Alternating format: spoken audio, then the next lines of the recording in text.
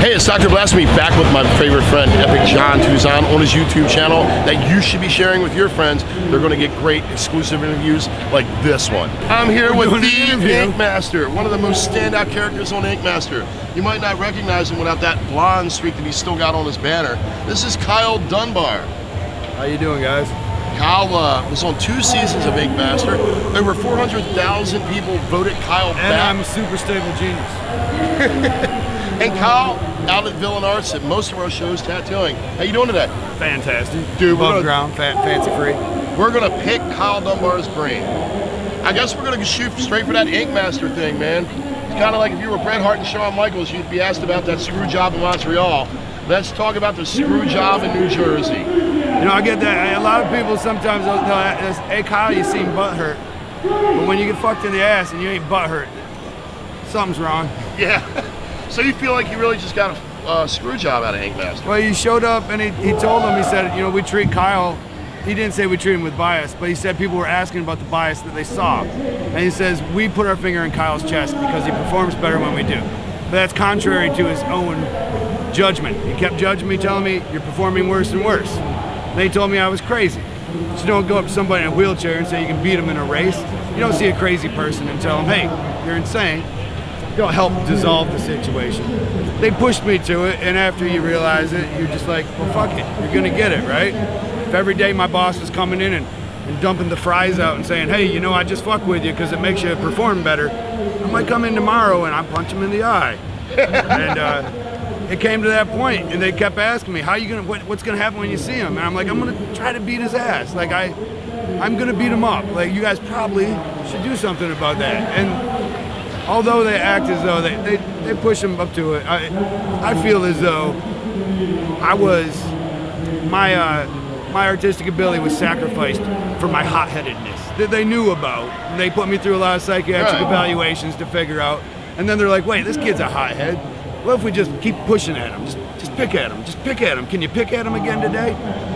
And it was obvious. One day, there should be 3 winners, right? Every day, 3 winners to a flash challenge. This guy, and this guy, but only one of you wins. But for some reason on Geometry Day, when I should have won, there was only 2 winners. And neither one of them was me. Because 3rd place should have at least been me. That season they were kind of like picking at you and they were pushing Scott, you know, and that was creating some drama too. I was there the night that you pushed Nunez because I was on the next day. I seen you the very next morning, my good friend Dr. Blasphemy. I wonder if I could have seen my friends and maybe touched base. I wonder, one day earlier. Right. I wonder I wouldn't still be there. Like, oh no, that was cool, man. We got to hang out. I felt normal for a second, not incarcerated. It took you out of your element. You were not yourself tonight. And I've known Kyle for years. The Kyle Dunbar, not the Ink Master guy. No, we've known each other for 9 years, I think, up to that point. It's been 11 or 12 now. It's kind of like, it was not my friend. No. They had you out of your mind. I don't know that I returned for a year and a half or so. I mean, I've heard some people say that you know, well, fame doesn't change you, or you know, I'm not changed. Like it's stupid. You're gonna get changed by many big events in your life, and if you don't change some, you just try to make sure the change is positive. Now, if they called you up tomorrow and said, Kyle, we want you to come back and compete on another season of Ink Master. Yeah. Would you? Yeah, well, do you still feel you have something to prove? No, or? Everybody on there's so much better than I am now. Back then, they were scraping the bottom of the barrel and telling the world we were the best. I had a chance, okay? Tattoo Baby made it on stage, and I know the girl's an amazing tattoo artist, especially for portrait. Okay, let's just say she's an amazing portrait artist, okay? She's not an amazing tattoo artist. I love the girl dearly. God, don't take offense to it. But they were saying 16 of the world's best when they only had a couple of them. I had a room to compete then, because some of them wasn't interesting. Now, people on there, Josh Payne. Oh, man. And he lost, like Juan Salgado was on there and didn't beat Josh Payne. Daniel Silva was on there. I can't compete with these kids now. I have to go reinvent myself. Maybe I'll become like Madonna or something. I need a one-word name. Dunbar. Instead of, I only return to Ink Master if I can have the moniker Dunbar.